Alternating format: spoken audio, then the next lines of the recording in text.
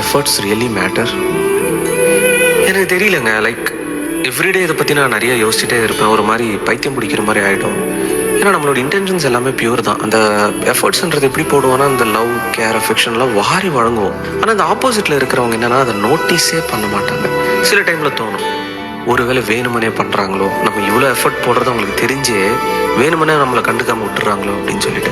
இதுக்கு நடுவில் ஏதாவது ஒரு சின்ன மிஸ் அண்டர்ஸ்டாண்டிங் ஆன உடனே அவ்வளோதான், அவங்க கதையில் பார்த்தீங்கன்னா நம்ம ஒரு வில்லன் மாதிரி தான் அவங்க பார்ப்பாங்க. இது ஹர்ட் ஆகுமா அப்படின்னு கேட்டிங்கன்னா ஒரு கட்டத்துக்கு மேலே கண்டிப்பாக ஹர்ட்ன்றது ஆகும். சரி, நம்ம சைலண்டாக இல்லைன்னு பார்த்தா ஆட்டிடியூடு காட்டுறாங்க அப்படின்ற ஒரு பேர் பார்த்தீங்கன்னா கிடைக்கும். ஸோ என்ன தெரியுமா இங்கே தப்பு நடக்குது? ஓவராக கேர் பண்ணுறப்போ அது அவங்களுக்கு அப்சசிவான லவ்வாக எடுத்துக்கிறாங்கன்னு நினைக்கிறேன். அதுதான் இங்கே நடக்கிற தப்பு. அப்படி அப்சசிவாக எடுக்கும்போது நம்மளை சீப்பாக தான் பார்க்குறாங்களோ அப்படின்னு தான் பார்த்தீங்கன்னா அந்த எஃபர்ட்ஸ் போடுறவங்களுக்கு தோணும். ஒரு உண்மையை சொல்லட்டுமா, நீங்கள் போடுற எஃபர்ட்டு பெருசாக வெளியே அது தெரியணும்னு அவசியமே கிடையாது. ஆனால் அந்த ரிலேஷன்ஷிப்பில் ஆப்போசிட்டில் இருக்கிறவங்களுக்கு அது ஆட்டோமேட்டிக்காக புரியும். அவங்களும் அந்த லவ் உங்களுக்கு ரிட்டர்ன் கொடுக்குறாங்க அப்படின்னா அப்படிப்பட்ட ரிலேஷன்ஷிப்பில் இருக்க ட்ரை பண்ணுங்கள். நீங்கள் எவ்வளோ எஃபர்ட் கொடுத்தாலும் அவங்கள மதிக்கலைன்னா அந்த ரிலேஷன்ஷிப்லேருந்து வெளியே போகிறது உங்களுக்கு நல்லது.